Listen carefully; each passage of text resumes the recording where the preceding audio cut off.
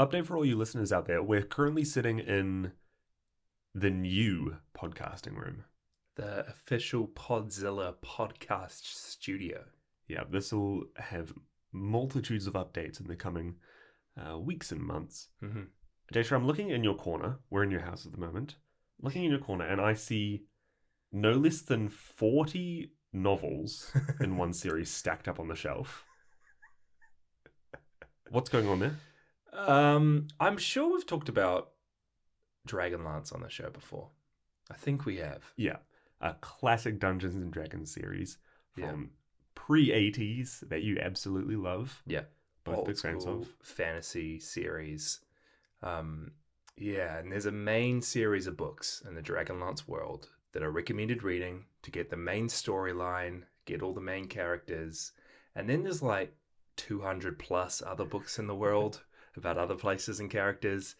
And I've been slowly, for the last like 10 years of my life, hunting down Dragonlance books and collecting them. And the other day I saw on our like New Zealand version of, I guess, eBay, which is called Trade Me, I saw a really cheap Dragonlance trilogy pop up, and I was like, hey, I might buy this thing. Bought it, super cheap, awesome deal, rare books. And then I get a message from the seller, Micah, and he's like, hey, we can meet up. Have I got a deal for you? Books, posters, board games, puzzles. The whole shebang. You want Dragonlance? Let's meet up. And so he gave me a date and a time. I rocked on up to his place after work, and I saw this huge white van parked up outside a house. And he's just like outside, standing next to this van. I park up next to him. He opens up the back of his van. A treasure trove.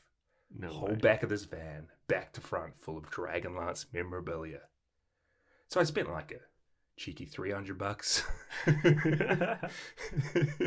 Little cheeky 300. And now I've got like 70 books in my cupboard and on the dresser in my corner. There are so many, dude. You said board games and posters. Yeah. Did you get any of those?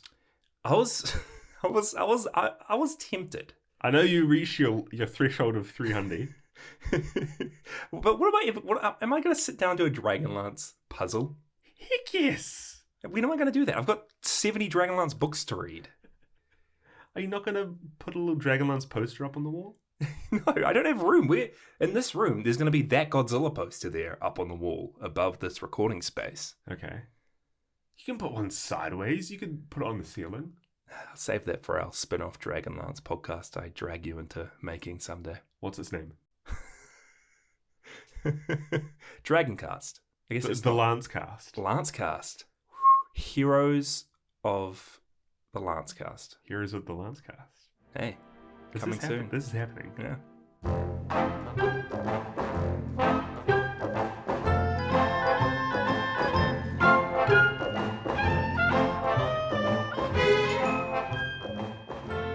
Ladies and gents, welcome back once again to Podzilla, the podcast where we cover every single Godzilla movie and Godzilla adjacent movie in order of release date. I am your gracious host, Micah Drake.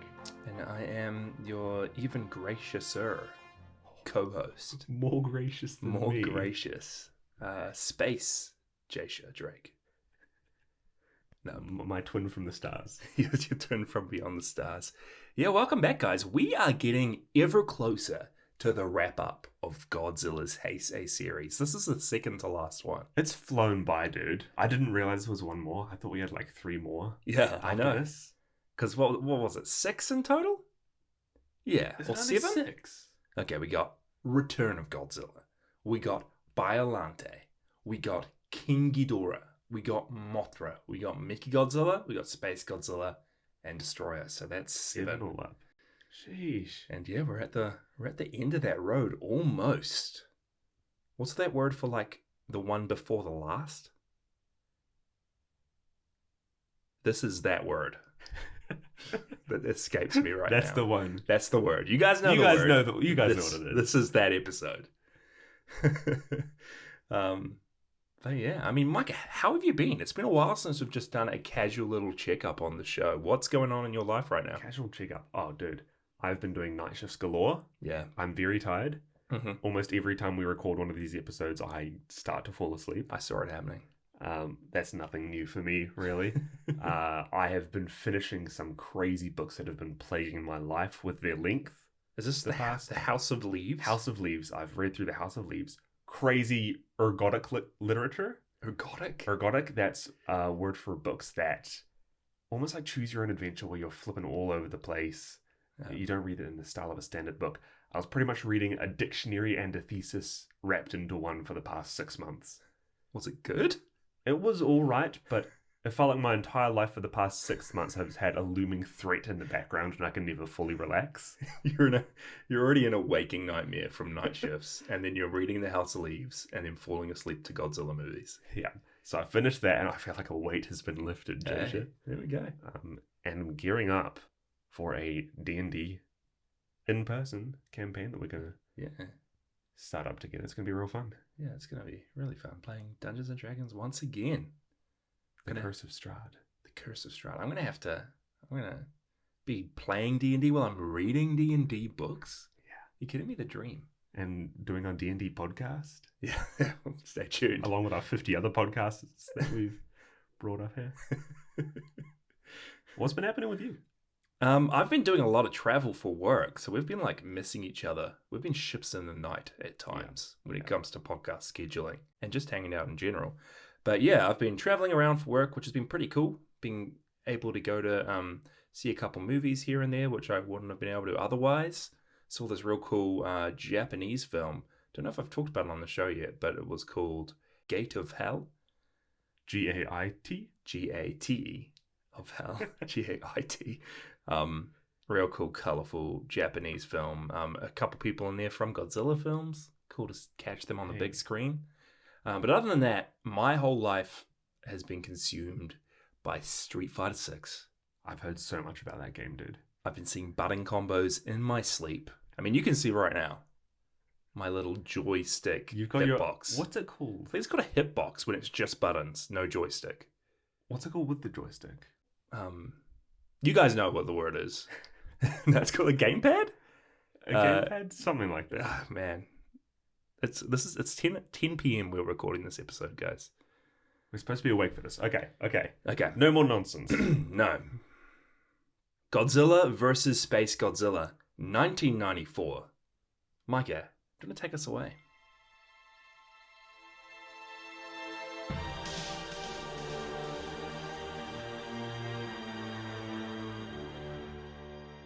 When particles of Godzilla left afloat in space, travel through not only a black hole, but also a white hole, and start assimilating crystalline organisms, energy from the surrounding stars mutates the cells into a new creature, a creature known as SpaceGodzilla. With Godzilla threatened by this new cosmic nemesis, as well as a new mech created by the UN solely to eliminate him, Godzilla must square off against these new enemies in a battle that will shape the future of the entire planet.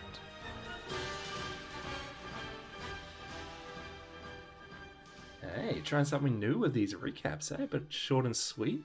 Yeah, we're going to get snappy with these guys. Nice, I like it. Okay, I have to start off with an apology because there's been some discourse. I might have to run back some comments I made. What did you say? Godzilla versus Mechagodzilla 2. We were talking with the final draft, boys. I said, and I quote, Baby Godzilla might be better than Manila. I said that. You did. And I don't know what I was thinking. I was caught up in just meeting Baby Godzilla for the first time, being in awe of this guy, having a fun time with Mechagodzilla 2, chatting to you and some of our friends, and I was like, hey, maybe Baby Godzilla is better than Manila. And you're the biggest Manila fan in the world. I'm the biggest Manila head out there, and I just need to walk it back. I think Manila's the top, right? I think Manila is better than Baby Godzilla. But the question remains, is he better than Little Godzilla, who we were introduced to in this episode? Dude, I'm right with you there. This discourse has been on my mind the entire time we've been watching this film. Mm-hmm. It's not Godzilla versus SpaceGodzilla anymore. No. It's Manila versus Baby Little Junior Godzilla. Yeah, well, it's funny because his name changes every movie because he changes every movie. But he's grown up in this a bit more than he was in Mechagodzilla. He's got this cute little green look about him. Plasticky. Very plasticky. Very kiddie. Looks like a Sofubi toy. Yeah, he does look like a toy or a puppet. Yeah. But he's more commonly known in this one as Little. That's his nickname. Little. You got Manila, you got Little. You know? Good old little Godzilla. Little Godzilla. And he's not in this much. He kicks us off. Very start. We see a whole lot of Little. He's throwing rocks. He's waving. He's setting off mines on the beach just for fun. He's inhaling tear gas. And then SpaceGodzilla shows up. He gets thrown to the floor. He is crawling for dear life. And then he gets trapped in a crystal. And that's him. For most of the movie. Yeah. But he's fun. He's just like Manila, I think. Like, they're definitely trying to just recapture the magic of Manila. Yeah. You can't have a Godzilla era go by without a cute little version of Godzilla. Yeah. I'm going to clear up any hearsay right now. Mm-hmm. You heard it from me first. Yeah. Manila is 100% subpar compared to Little Godzilla. That's me. Whoa. Yeah. What? Ever since he ate a cheeseburger in the last movie, he just stole my heart. I was going to say Manila is 100% the superior Little. Because Little is just a copy of everything good about Manila, which means Little's cool. Little's good because Little is just Manila, but green. You know, the more I think about it, the more Manila draws me back to him because he just has that character. He's got that charm. You don't see Little jumping over Daddy Godzilla's tail. No, but you see Little waving his little clawed hand. You see him blowing bubbles. Yeah, I mean, I'm a Little fan because he's Manila. I'm a little fan. I'm a little bit of a fan for Little. I'm a little bit of a little head myself. I'm a mini Manila head, but I'm a little. Okay, yeah, that's Little Godzilla, guys. He's not in this for long. Actually, well, let's try something else new. Micah, do you know it was special effects director Koichi Kawakita who had the job of redesigning Baby Godzilla for this movie? I didn't know that, no. So he got Baby from the last one. He was told to redesign it, and he was very much a fan of Manila. So he, according to him, he wanted to make the character more like Manila and wanted the character to appeal to female audiences. Because chicks love Manila. What can I say? I'm a part of the female audience here. I feel like it was made for me. Are you saying that Manila was aimed at the male audiences? No, Manila was aimed at the female audience, and they wanted to recapture that with... I don't know what I'm saying. All I'm trying to say is, on the record, Little Godzilla is a Manila clone. Yeah, well, the quality is based off of Manila. But you know what? Apparently there was a rumor that Koichi Kawakita, the designer of Little, had dreams to make a spin-off focusing on Little Godzilla. Jaisha. Aimed at children. Never happened. Because Little was taken and redesigned for the next movie. If I had one wish in the world, it would be to have a trilogy of Little Godzilla films. Well, we got the Mothra trilogy coming up. Imagine if Little Godzilla. Imagine. I do know he's in the Geigenreichs. A little short film.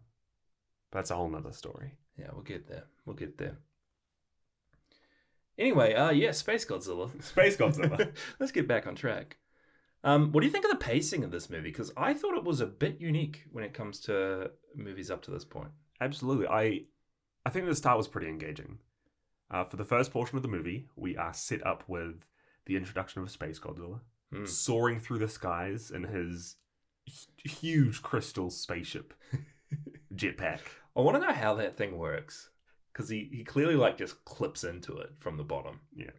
And then disengages to land on Earth. And is that thing just orbiting around the Earth waiting for him to jump back into it? I don't know, but it looks freaking weird. It is weird. And it starts off with a Godzilla doesn't show up in this for a good while. No. Every other character is introduced before him. Yeah. So we get a good Mogira SpaceGodzilla fight.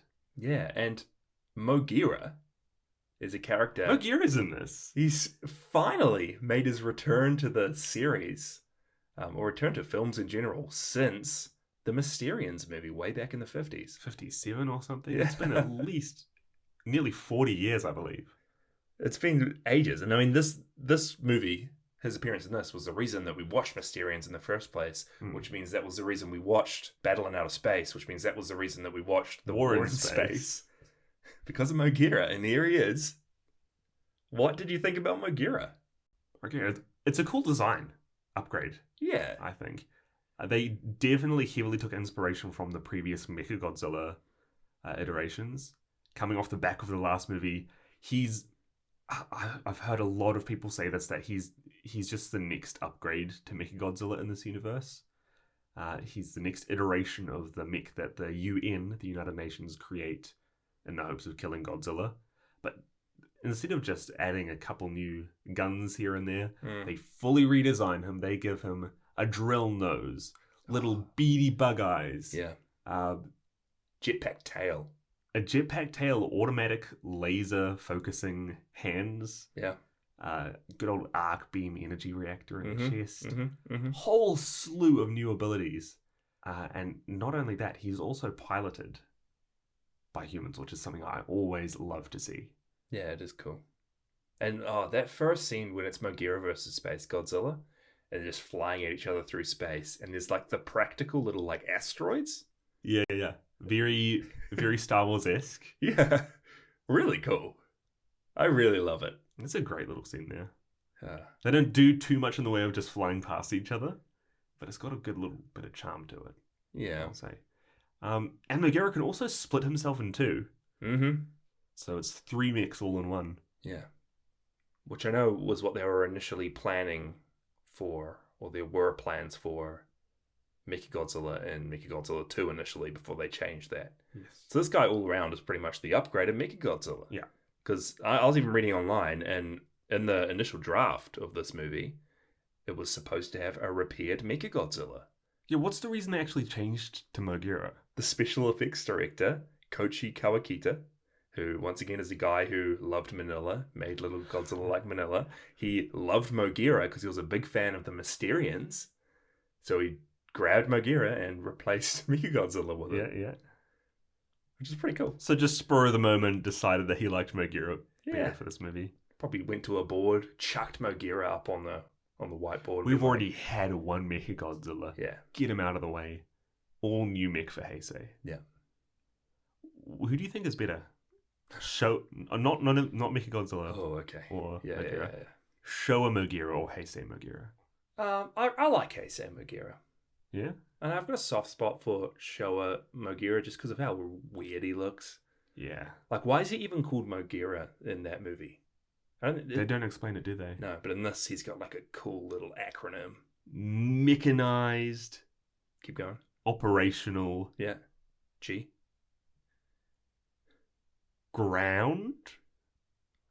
Cool. Yeah. O. E. Entertainment. Yeah. R. Radically A. affectionate. That's Mogira. He's got a cool acronym in this. Guys, sorry. Okay. He's the Mobile Operations Godzilla. Yeah. Universal expert robot Aerotype. He's Aero in this one. He was land in the Showa. He can fly now. Yeah. That's the big important upgrade. Yeah. I kind of love the little pattern that these Heisei movies are starting to get. Mm. We've already talked about it before. The villain is connected to Godzilla in some way. Yeah. Always an offspring of him somehow. Yeah. And then we have some sort of robot that the humans are making to destroy Godzilla. Godzilla is still an antagonist in the series. Yep. So they're always trying to kill him every chance they get. We've leveled up from Super X's to Mechagodzillas to Mogira now. Yeah. And then now we've got Little, who's joining for the last 3, and he's going to be slowly growing up through the movies. Yeah. And we also have Miki. Yeah. Consistent character throughout. She's in this. The psychic, who has started to have a pretty consistent bond with Mothra and the Cosmos. Yeah, Mothra's in this, by the way. Everyone. Mothra's in this. I didn't know Mothra was in this. Yeah. But back to the initial point you made, that the start of this movie was cool. We get like little snippets of SpaceGodzilla arriving. He has a quick battle with Mogira. Yeah. Then half of the movie is on an island. Yeah, for the first portion of this movie, we follow multiple of our human characters as they make their way to Bass Island. Bass Island. And this is almost the new Monster Island. Yeah. This is where both Godzilla and Little Godzilla are hanging out during their spare time. Yeah. And I mean, I'm a big fan of islands as locales for Godzilla movies. Yeah. Time and time again. Son of Godzilla. Ibra. Destroy All Monsters. Matango. Kong. King Kong Skull Escapes. Island. King Kong Skull Island. The island locale lends to some funky music, and we get some in this. Yeah, you know it. We get like Donkey Kong jungle beat styled like bongos. I found that every time we have an island adventure as well, the main characters don their primary color outerwear. Yeah, we're going back to basics. So half the movie is that, and then the other half of the movie is one gigantic battle when Mogira and Godzilla are going up against SpaceGodzilla in the cityscape surrounded by crystals. Yeah. When that final battle starts, it's, I believe, exactly halfway through the movie. It's close to it, yeah. And I remember looking over to you and being like, oh, dude, this is the second act fight. Yeah, there's going to be a final battle after this. And it's weird having a Godzilla movie, where the two main monsters only really fight together once. They have that little bit at the start, right?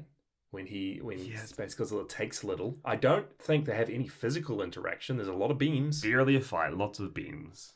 And then they finally go head-to-head at the end. Yeah. But this is real weird for Heisei movies, because I feel like in normal Heisei movies, we spend a lot of time with our humans. We get to know a whole lot about our humans. We see a little bit of Godzilla. Then we get some fight. Then we see a little bit of Godzilla. Then we see a little bit of Godzilla. Then we have a final battle with Godzilla. Yeah, he's teased throughout, slowly and surely. And this, he's teased for the first 20 minutes. And then once Godzilla shows up, he just doesn't disappear. We're like following Godzilla for the rest of the movie as he comes onto the island, loses a little, destroys cities, chases SpaceGodzilla, and then fights him at the end. There's a few other plot lines happening as well. Our human characters, one group of them is explicitly trying to kill him. Yeah, one of them is... there's one group that are part of something called Project M, Project Mogira. This is the G-Force group. And they're wanting to use Mogira to kill Godzilla. And then on top of that, there is Project T, I believe. Project Telepathy? Yes, and this is what Miki is enlisted into. Yeah. And their goal is to plant a neurotransmitter near Godzilla's brain and use Miki to mind control Godzilla. Yeah. And stop him from attacking and destroying everything. Because we have some weird stuff in this movie. At one point, she gets kidnapped by the Japanese mafia, and like most of the Japanese mafia are English dudes. They try to use her telepathy to control Godzilla. Miki has levitation powers. Miki has leveled up her psychic abilities. She's floating on a bed. She's like opening up. She's connecting psychically to someone who's like miles away. And then she's seeing through their eyes and using them to move something. And even at the end, she somehow can just show someone else what Little Godzilla's doing. When Little's on Bass Island, who knows how long away? Yeah, she's unstoppable. She's upgraded to the max. And what's her explanation? She's just like, she's tied to the bed in a scene with the mafia in this movie. And she just lifts the whole bed frame with her on it. Yeah. And what does she say to one of the main characters afterwards? She says, "Oh, that was telekinesis. I've never done it before." Yeah, her whole explanation is, well, I can do it because I've never tried it before. I can do it now, I just need to try it. What other powers does Miki have in store? I don't know. I'm ready for Godzilla versus Miki. Why are we even bothering with other monsters? She's like... Godzilla versus Mecha Miki. Yeah. Oh, man. Well, what did you think of SpaceGodzilla in general? SpaceGodzilla. I have gripes with SpaceGodzilla. Hey, really? I'm putting my phone down. I'm sitting up straight to talk about this. Okay. I feel like SpaceGodzilla is a fantastic idea for a villain. Yeah.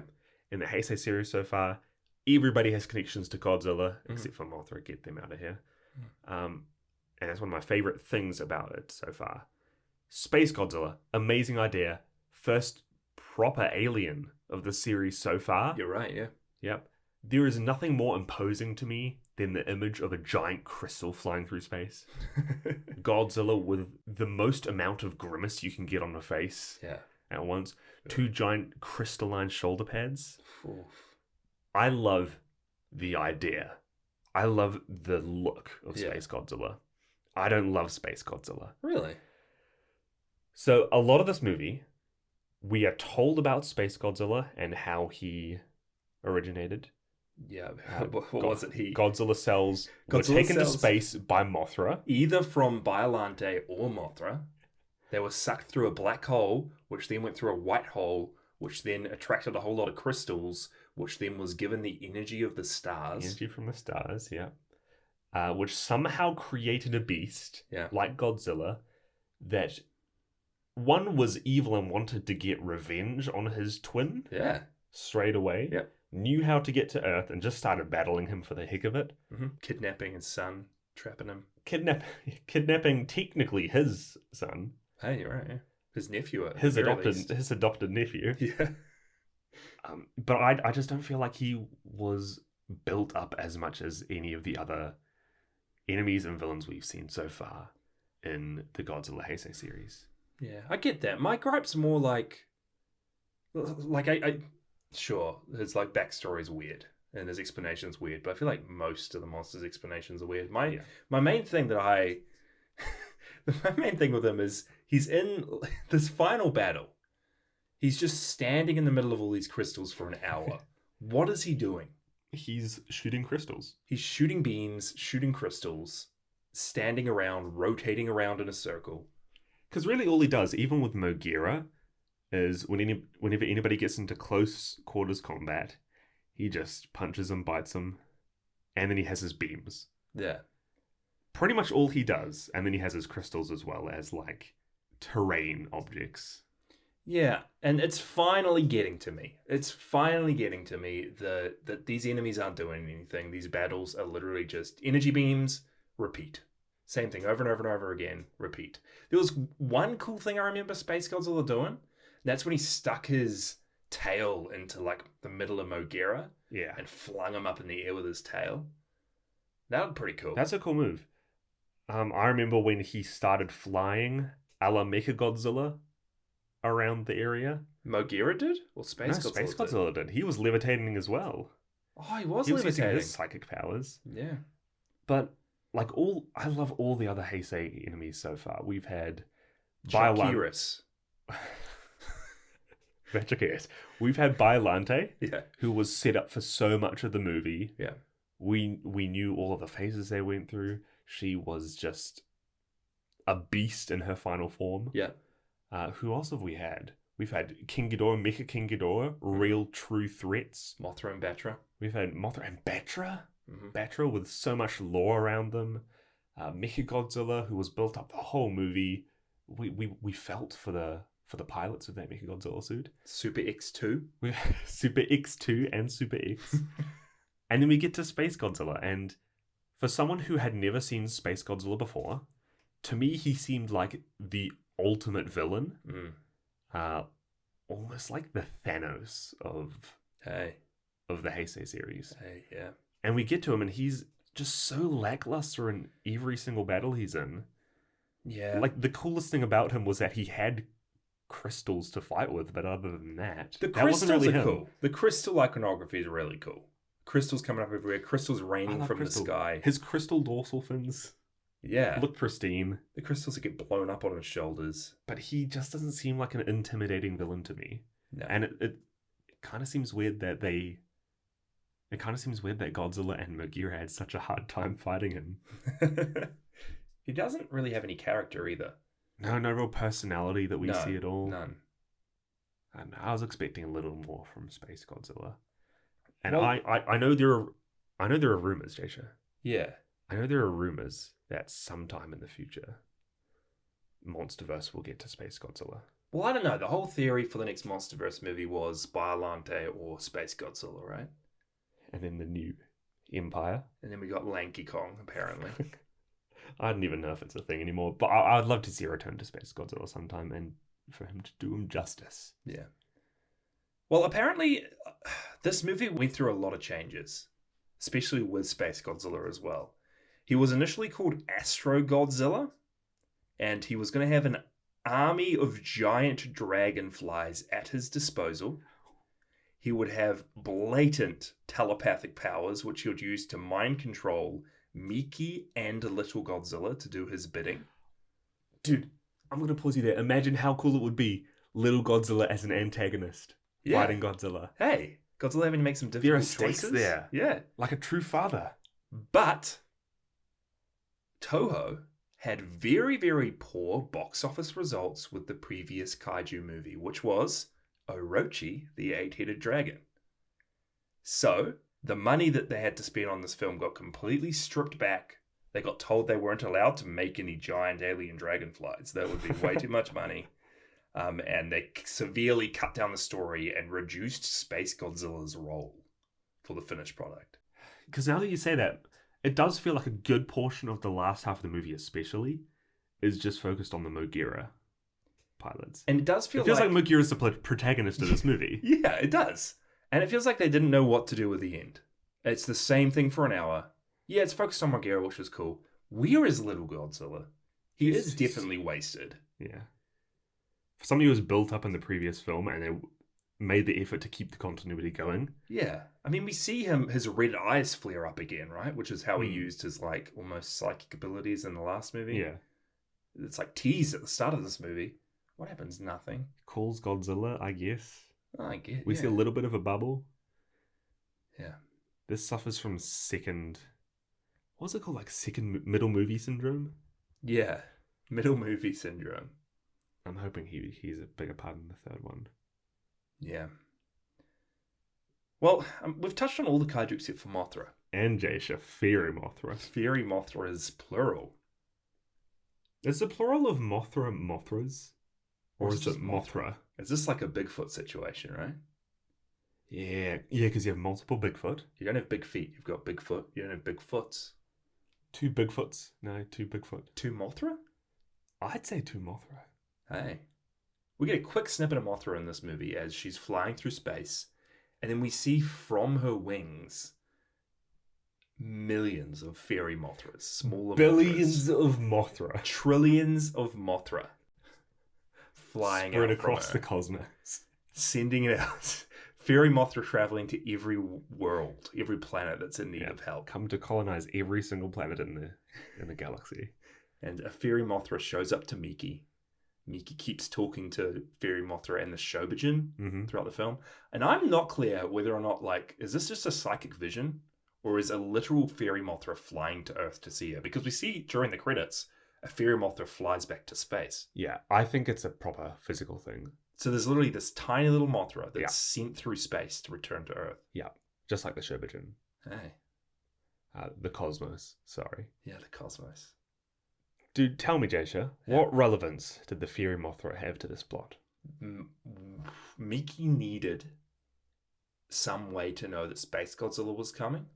And for some reason, the scientists that already knew about it didn't tell people that information, so she had to learn from Mothra herself. Couldn't she, like, a little bit later on in the movie tell that SpaceGodzilla was coming anyway? Wait, no, I don't really mind it, because am I right that in Godzilla vs. Mothra, Mothra is set up as the protector of Earth? Yes. So it makes sense that Mothra would be keeping tabs on Earth and being like, hey, there's danger coming to Earth, please sort it out. Yeah, But then the question remains, why is Mothra in space flying away when she should be protecting Earth? To be fair, I don't mind it in this movie. No. I just think it's a bit weird that, like, Mothra's in this movie. So is Fairy Mothra. And Miki has a connection to Mothra and has Mothra earrings. She has Mothra earrings throughout the movie. When did this happen to Miki? When did she become the biggest Mothra fan? She went to the Mothra store and bought some Mothra merch. It is just weird because it seems like everyone's character growth in the previous Heisei movies, like we've had other main characters, not Miki, Yeah. And all of their character growth and connections has just been pushed into Miki. Yeah, So yeah, Miki's yeah. like, Miki and Mothra are best friends. Yeah, Miki and Baby or Little Godzilla are best friends, even though she didn't have those connections outright. She is now the one person who cares about Godzilla. Yeah. When in every single movie before this, she is convincing the cast that they shouldn't kill Godzilla. Yeah. I don't mind it. Fairy Mothra. Putting this out there, I love Miki. Yeah, I love Miki's Miki great. too. It is really cool to have this character coming through it. It's just a bit weird that they, I don't know, they put so much in this movie that isn't relevant to the plot. Almost, it feels like a lot of it is filler. Yeah, it very much does. And again, we could have had Miki, who had already learned to be a Mechagodzilla pilot in the previous movie. Why wasn't she a Mogira? Instead, she was just on the ground. She didn't want to kill Godzilla. She stole a boat. Like, what was she doing during the last act of this movie? Nothing. Being kidnapped by what was she doing? What was she doing? I don't know. Should I go through my numerous notes I've got here? Yeah, give me a whole list. The old spider trick I wrote down. At the start of this movie, someone seemingly gets stabbed in the face. In the back. And then, nope, someone killed a spider that was on them. Love to see it. This is our introduction to one of the characters. He just stabs him in the back. We see red blood running down. Yeah. It's just a spider. Miki's orange jumpsuit is iconic. Mm-hmm. The G-Force branded motorbike was cool. They're running around the beach on this motorbike with G-Force branding. How much merchandise actually is there about G-Force? Can I get a G-Force mug? Yeah, probably. Everyone in this movie, they've got G-Force over everything. Hey, there are G-Force mugs. There we go. I'm gonna get a G-Force mug. It's real funny to see G-Force branding now. It's the big thing in these movies.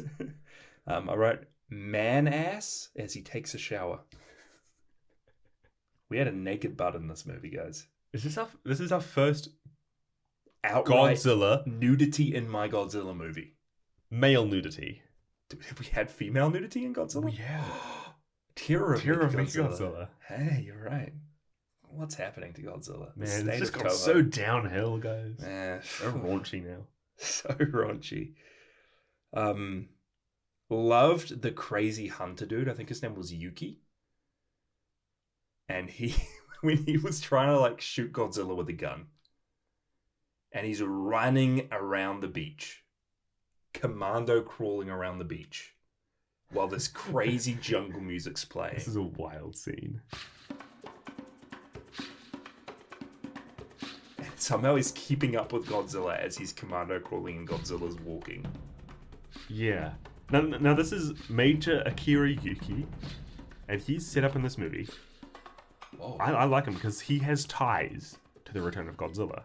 Yeah. His best friend is told to us as Goro Gondo. He was the dude in the climax of that film who had the rocket launcher and fell through the floor when Godzilla smashed the tower. Yeah. And he was his best friend.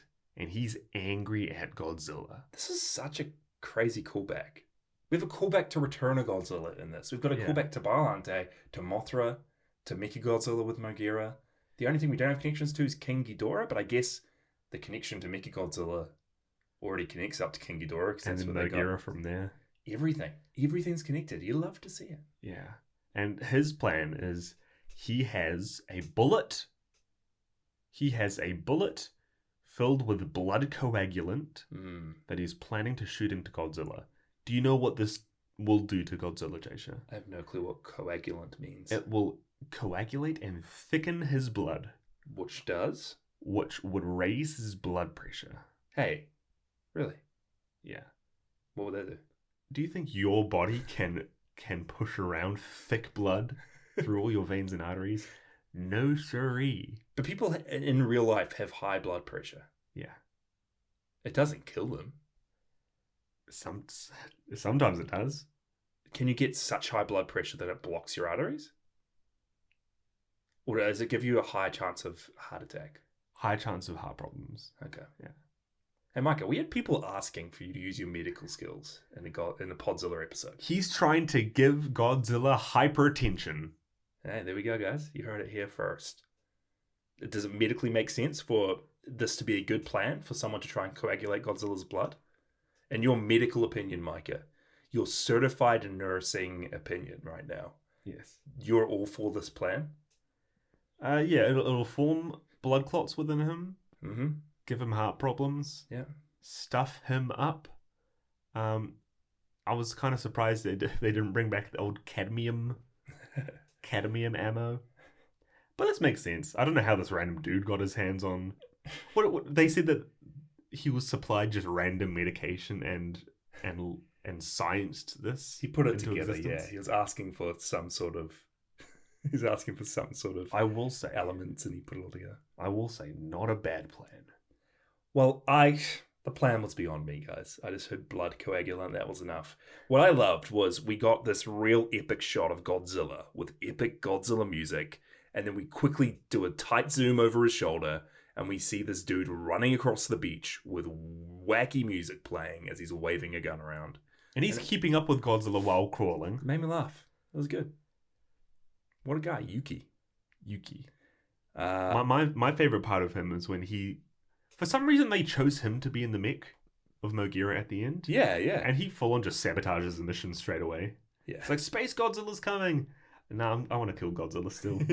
He's a change of heart at the end of the movie, right? He's like, wow, what did he say? Wow, Godzilla lives here too, or something. Sure, yeah. Godzilla lives here too. Godzilla lives here too. How about the shot of Miki and the other main guy standing, their toes in the sand as the sun sets on the beach? Orange hues. Now, you're either talking about Lieutenant Sato or Lieutenant Shinjo. Sato. Sato? Yeah. Sato and Yuki form a bit of a romantic connection. Canonically, hold hands at least. Yeah. This is a schoolyard romance. Yeah. Beautiful sunset shots. Though. Yeah. He doesn't come back in the next movie. No, I wonder what happens to him. I wonder if they'll tell us. Do you think he dies? Maybe. Do you think he's at home looking after the kids? Looking after the psychic kids. The psychic kids come back in this, yeah, right? we got psychic kids. Okay, I got the last three things here in my notes, okay? Yeah. The VFX were really good in this. The practical effects were really cool. I mentioned the asteroids at the start, but the crystals and the explosions everywhere, like, it did kind of blow my mind, even though it was a whole lot of nothing at the end. It just looked hugely impressive. And I also loved Godzilla when he was, like, walking through the city. Like, every tiny little movement he makes, there is a huge plume of smoke and debris flying everywhere. It looked cool. Japan should have so much pollution from these monsters now.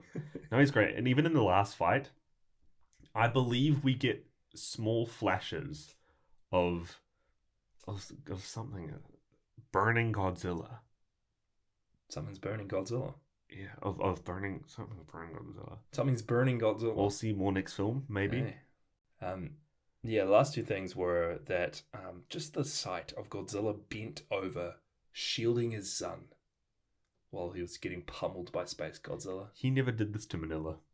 He did hug Manila as they froze to death, seemingly. But did he hug Manila from the Kamakuras? Yeah, I think not. He would have if he could have got there. And last thing, just like every good Godzilla movie, this one ended on a pop song. Keep Me Hanging On.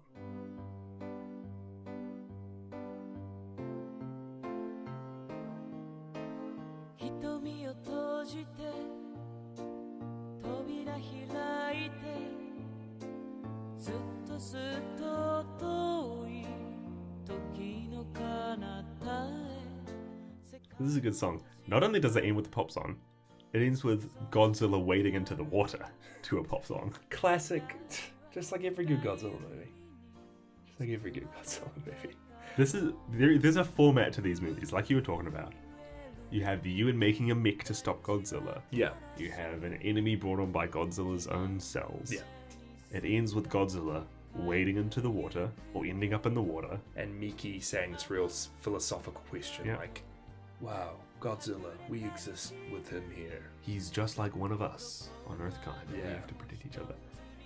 つながっているから見つめ合うのもこの腕で抱きしめることも誰かが教えたわけじゃなくて生まれた時から覚えているの I don't wanna go anywhere Will you keep me hanging on These movies start with Godzilla in the water and they end with Godzilla in the water. Yeah. This is the format. These are canon events, Jasha, to the Heisei Godzilla. I've pretty much gone through all my trivia bits here. There was just one more thing, and that was that this was Godzilla's. Godzillions. Imagine the Godzillions. Oh no! This was Godzilla's 40th anniversary movie. Oh hey. This was a milestone film, and this was initially not meant to be released. Initially for the 40th anniversary of Godzilla, there was going to be the American Godzilla movie released in 1994. But instead, that got pushed back and delayed to 1998, and this was rushed into production to be the next milestone movie. So this was rushed. Yeah. Okay. This was rushed, This was rushed. and the budget was cut, and a whole lot of things were changed, and they weren't allowed to do what they initially envisioned. But that's what we got, SpaceGodzilla.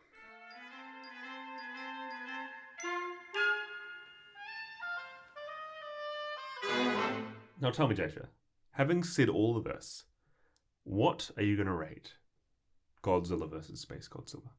Let me hear it. It's definitely a bit of a step down from the other recent Godzilla movies. I just feel like we're on this crazy roller coaster ride with the Heisei stuff thus far. And this did just feel a bit samey. The villain wasn't as cool, unfortunately. And the pacing was just a bit weird. Half of it on the island, half of it big battle. It did just get a little old. But I had fun with it. I loved a lot of the character interactions. Loved Little. And I thought the fights and destruction sequences were genuinely pretty impressive to look at.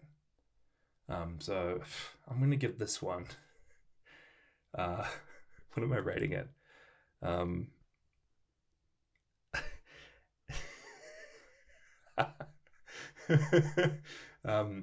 I'm worried now. Well, Godzilla looked really buff in this, Micah. Did you see his thighs? Godzilla's thighs were the biggest thighs in the world. They had to be like... I think that is canon in these movies. He does have the biggest thighs in the world. I think he does. They must be kilometers. They must be miles long. I'm gonna say they were about 3.5 miles out of 5 with the length of Godzilla's thighs in this movie. 3.5. I'm actually surprised you rated it. That's quite a high rating. It wasn't bad. It was just very different and very samey. But hey, I'm a G fan. What can I say? I love. Give me more of the same forever. Like I'll still lead it up. Now I've been harassed and hounded by the listeners because I do tend to rate these movies pretty harshly. Does Micah even like Godzilla? That's the question. I do like Godzilla. We're getting fan mail every day. Does Michael like Godzilla? Are we getting another co-host? I like Godzilla so much that I can't help but chip away at the jib and criticize these to try and find in the rubble a perfect Godzilla movie. I've found one so far. Ibira Horror of the Deep, my main man. This movie, like I said, I love the idea of Space Godzilla. I love the look of him. Mm-hmm. I don't think he was as great an antagonist as he turned out to be. Pacing in this movie is all whack. I love Little Godzilla. Mm. The biggest thing for me in this movie is looking at it after coming off the heels of versus Mechagodzilla Mhm. 2, I just feel like this is a rehash of that movie. You're not wrong. There was a huge battle at the end of that, and it did focus on Mechagodzilla and the pilots, Yep. and that splitting apart, You have one mech and you have one monster versus Godzilla, and a sidelined baby character. and a sidelined baby character with Miki at the center of it all. And I thought I would love the mech stuff. I love Mechagodzilla. I think I said it on the last one that I'm super excited for the Mechagodzilla Millennium series. Yeah. In the Millennium series. This movie has almost got me. This movie has made me wary about the future of mechs in this franchise. Hey. Just because it felt like it repeated the same steps as the other one did. Oof.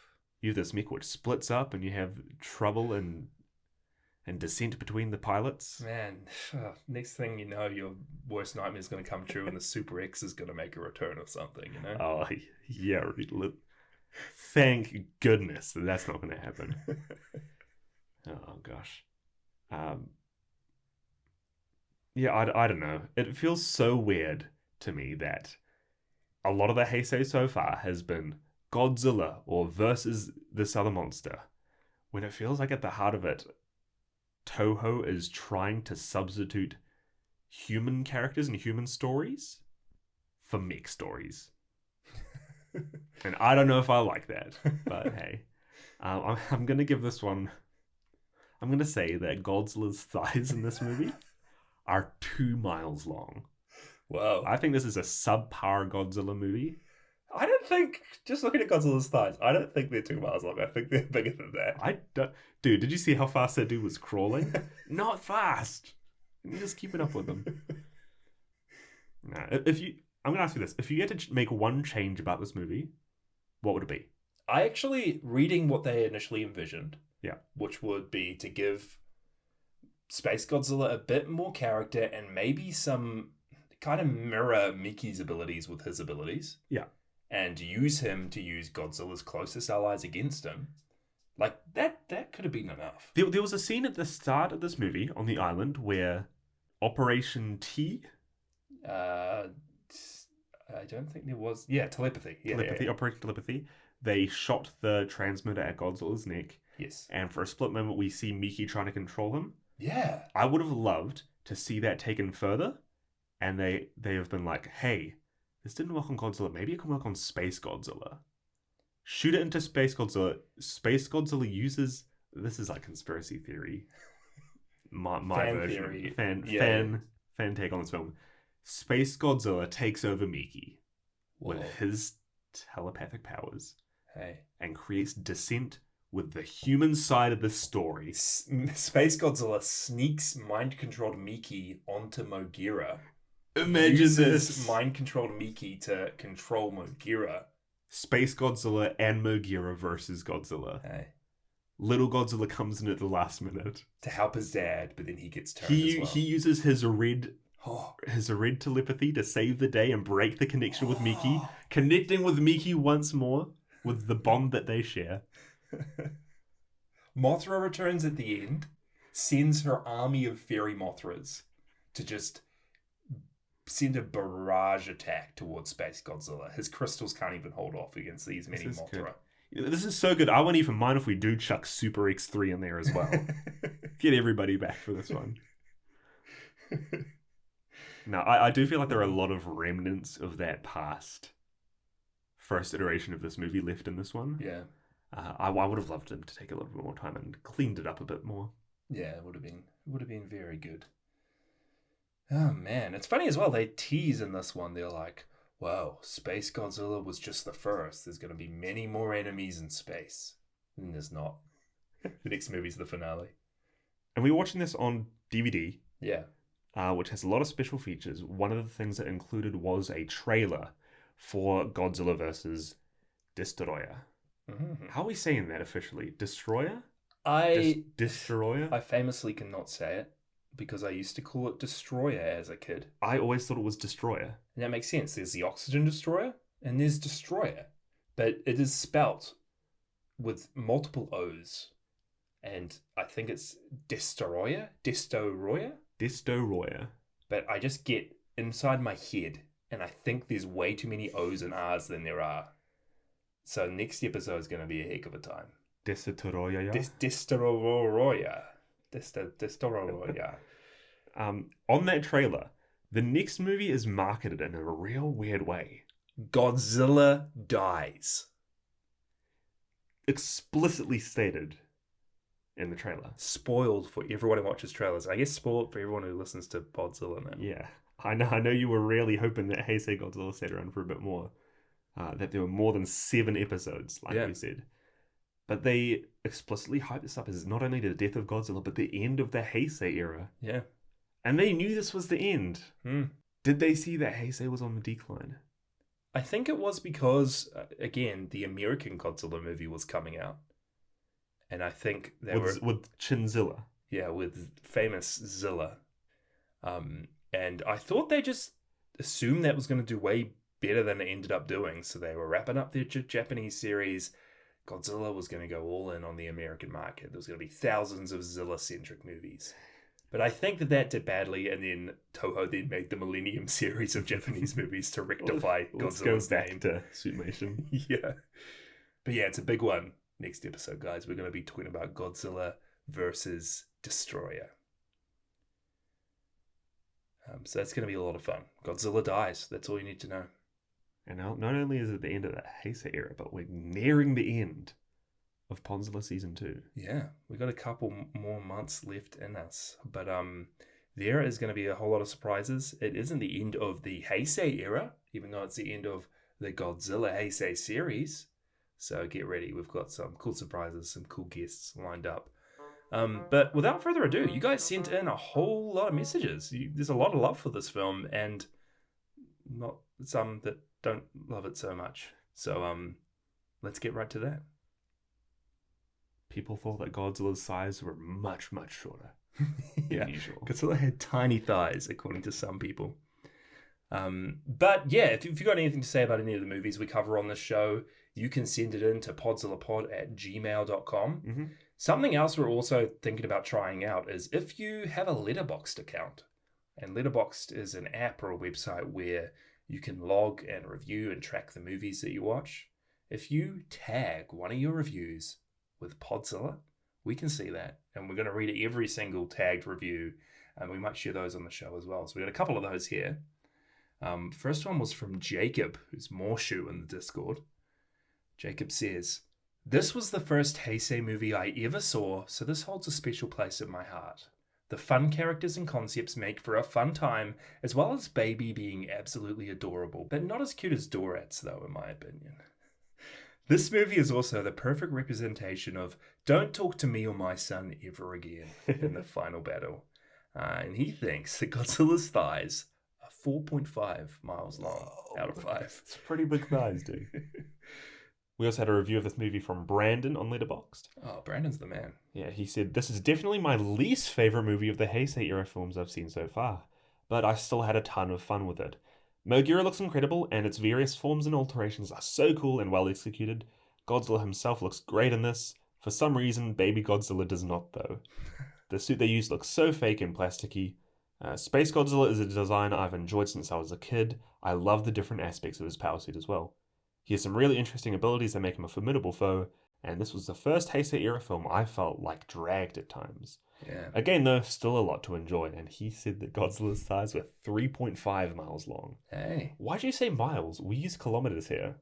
Yeah, but I guess I was thinking like... Japan uses kilometers as well. Do they? Do they? I don't know. Hey, who knows? Miles are bigger than kilometers, right? Yes. And I just thought like Godzilla's thighs are pretty big, They're so so go with the big. bigger one. Next up, we got an email in from David. David says, "I'll never forget the day when I was 9 or 10 in the local grocery store with my family. As I was browsing a shelf of magazines, I found one with an article on the then new Heisei Godzilla movies that had not arrived in the US. It was there I saw the picture that introduced me to SpaceGodzilla, and that sparked my imagination and intrigue with this particular monster that remains one of my favorites to this day. In fairness, I'll be the first to admit that the movie Godzilla vs. SpaceGodzilla is far from the best of the Heisei series. Really, SpaceGodzilla himself carries it all on his crystal shoulders, being such an awesome and powerful enemy. But it's still my feel-good Godzilla movie when I'm feeling sick or depressed. I don't really know why, but it never fails to put me in a better mood. Again, I can see it has a lot of flaws, but sometimes just watching Godzilla square off with one of your favourite monsters is enough to make a movie enjoyable. That said, SpaceGodzilla himself is long overdue a return and a stronger movie. Let's hope we see the menace from space again soon. That was from David. Man, David, I love that. Yeah, that's great. So good. We also had a message in from Big O, aka Dylan. Hey. He guest starred on our King Ghidorah episode from Heisei. Give that Good episode a episode. listen. He said, Godzilla vs. SpaceGodzilla feels like one of the more out-of-place entries within the Heisei era while still falling under the same trappings as the other 90s films do. The characters are a bit better than the last two films, but at the same time are inconsistent in some scenes. The beginning feels like a Fukuda film, while the rest just becomes your average Heisei Godzilla affair with fancy-looking beam attacks this time around. The plot is fun and charming, but convoluted and sometimes feels out of focus when dealing with the Yakuza subplot. SpaceGodzilla is cool, but will forever have a stupid name. Huh. Never heard somebody say SpaceGodzilla is a stupid name. Little Godzilla is cute but disappears after the first act. Yeah. Mogira is a standout mech that is way cooler than the 93 Mechagodzilla, and is Hey. held back by the plot, and Godzilla himself is neat.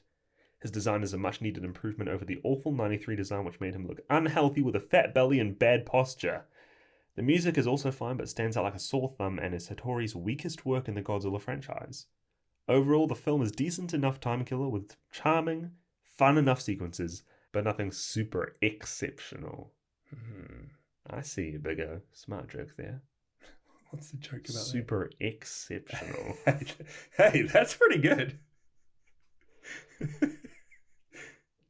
And we also have another message from Liam. Yeah, at No Dove in the Discord. While the opening act is great fun, this film loses steam quickly. I enjoyed the relationship between Little and his father, so it would be nice if he didn't exit the film as soon as SpaceGodzilla arrives. SpaceGodzilla himself makes for a compelling villain with his own evil intelligence instead of being controlled by humanoid aliens. However, he isn't especially interesting beyond that. Seeing Mickey get a large role again was great, even if it was within a film with weak characters and story for the most part. This film fails to stand out in the franchise. He gave it a classic Micah rating of 2.73 miles out of 5 miles. Hey. Classic Liam. Classic Liam. I'm actually quite interested. This film seems so divisive. Yeah. A lot of people saying that they love it mostly for nostalgia, and a lot of people saying that it's just all over the place. Yeah, it's super interesting. But across the board, like, everyone finds something to like about it. Some of the elements work. It's a lot of fun still. I did definitely have fun with this. And just like, was it Big O that said that the start felt like a Fukuda film? Yeah, You I'm with you definitely there. feel I'm that. with you there. Yeah, bit of that magic. Last but not least, we have a voicemail here from Waffles. Take it away, Waffles. Hello and welcome to Space Kaiju Space Review, where I'm Space Waffles, and that's right, this week we're talking Space Godzilla versus Earth Godzilla. And I gotta say, really liked this film. I thought the human characters were actually kind of compelling. They were fun to watch. Space Godzilla, what a design. Half Godzilla, half diamonds, all badass. Mogira looks a bit funky, but boy, could it kick ass. And of course, the G-Man himself looking extra thick with 2 G's. I gotta give this film 5 crystals out of 5. Boy, what a space film. Great time had all around. Bye. That somebody else noticed the thickness of the thighs. He's very thick in this. He's very thick. Yeah, that's us, guys. That is Godzilla vs. SpaceGodzilla. Jump into the Discord if you haven't already. The link is in our show notes. Check out our Patreon, patreon.com/Podzilla. We'd really appreciate your support to help us do some more things with the show. Heck, we got this new podcast recording room We got to buy some new equipment, and we're going to buy some little bits and pieces to make it easier to record and maybe take our show to the next level. That's right. Slowly and steadily improve. Yeah, so we'd really appreciate that. Next week, for patrons only, we are talking about the 70s King Kong movie. Yeah. So that's going to be a lot of fun. So if you want access to that and many more exclusive episodes, check us out on Patreon. Jasha, a few things we forgot. We've forgotten the classic Heisei traditions. Flip. Okay, yeah, what? One, poster review. Hey, poster review. I can't believe you forgot this, man. Oh, yeah, I'm going into the wrap-up. What a poster. Mothra is outright shown on this poster, which is very surprising. Little front and center. Looking a little weird. A little weird. My favorite thing about this, the art style, as always, is great. Yeah. But SpaceGodzilla is freaking menacing in this one. It's very spiky. He's like holding that lightning rod tower. Yeah. Oof. SpaceGodzilla looks a lot like Bowser. Spiky back. Spiky back, clawed hands, Mm. snarky face. Yeah, I can see it. What else do we forget? Jasha, mega news long. Godzilla news. Well, I just assumed there wasn't much. No, there's a few things. We have a quick fire trailer for New Skull Island. Another one dropped. Should I watch Skull Island, by the way, or should we save it for the show? Is it connected to MonsterVerse? It's connected canonically. Is it canon? To the MonsterVerse. Maybe. We'll see. Maybe one of us could. Yeah, we'll see. Cavity Colors Whoa. just released a new Godzilla Heisei Era monster series. This is weird, Micah. I feel like Cavity Colors is... Someone at Cavity Colors is listening to Podzilla and releasing merch. As we've been doing each of these episodes. And someone else is on the Godzilla Instagram and Twitter social media team that listens to Podzilla. Because night of recording, they just posted a Mogira still. The new Mogira. Yeah. We're being watched, dude, I swear. It's been happening this whole season. I don't know. Cool selection with amazing sweaters and shirts. We got some Return of Godzilla, SpaceGodzilla, Rodan, King Ghidorah. I might get a new Batra one. That is on here. Yeah, you're all talk. Batra I've one's yet to good. see you in a Godzilla shirt. Are you doing it? I might do it, dude. Okay. I'm holding you to it. I thought I'd shout out this one as well. You know Attack Peter? Yeah, I do know the artist Attack Peter. Amazing Godzilla artist. I don't think he has released an action figure in a while. Just announced that they're going to sell a Mechagodzilla Attack Peter's design figure. I am buying this. It looks amazing. Next episode, guys, Mike is going to show up in his Batra shirt holding his Attack Peter figure. Last piece of news. This is probably the biggest one so far. So a Twitter account has been created for the new Godzilla film coming out the end of this year. That's right. We have a release date of the 3rd of November, Yeah. 2023. Still don't know the name, but a Twitter account has been created. And what they've been doing is each day they have a grid with blank slots, but each day they've been slowly adding one by one Godzilla movies to it. Hey. And there's a weird pattern here where the first one they did was Shin Godzilla, Yep. and then Godzilla Final Wars, Godzilla Tokyo SOS. So it seems like they're going back in either order of release or, my wild theory, order of chronological time within the Godzilla universe. So you mean like they're going back in order of the years that each of the Godzilla movies take place? Yeah, when we get to Godzilla Destroy All Monsters, Yeah. because that was set far in the future, That was that was set in the future from a lot of the other Showa movies. we'll see if my theory is correct. But I think this is pretty heavily implying that the final film that they'll be showing will be the earliest chronological Godzilla movie to date. So you think the second to last movie is going to be the original 54 film? Yeah. And then there's going to be they're going to like release the poster for the new movie. That's what I'm saying. So on the day of this release, I believe there will be 22 more days until we find out what this new Godzilla movie is.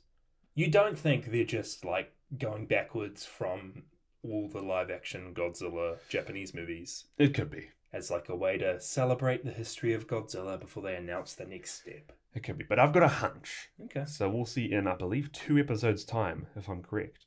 Yeah. Cool. No, I'm looking forward to it. I'm really looking forward to just catching a little glimpse of what this November movie is going to be. It's crazy that this is so much more hyped up than even the new MonsterVerse movie. Yeah. Simply because we know nothing about it. It's really cool. And we don't even know much about the new MonsterVerse movie, to be fair, outside of that little teaser. Outside of Lanky Kong. I'm just like, I'm miles of thighs more excited for the Japanese one at this point. It's going to be good. Anyway. I'm going to be dreaming of Godzilla's thighs, and I don't know how I feel about it. Yeah, anyway, guys, thanks so much for listening. And next episode, Godzilla dies. Godzilla's death. We haven't seen Godzilla die in... Wait, have we seen him die yet? Since the original 54 movie? Whoa. We're going to be celebrating Godzilla's death with a podcast episode. With another oxygen destroyer as well. With, the return of the oxygen destroyer. It's going to be good. Tune in 2 weeks. Tune in. That episode. And we'll see you then. That's been Podzilla with your hosts, Jasha and Micah Drake. Follow along on our socials at PodzillaPod and jump into our Discord via the link in the show notes. Huge thank you to Cassie Celine, who did our podcast art, and Degora9898, who did our episode thumbnail. Let's go. And just a disclaimer that any musical sound effects used in this episode belong entirely to the Toho Company. See you guys next episode. Micah, do you want to take us away? Let's do it. Jasha, when particles of Podzilla Particles of Podzilla left to float in space.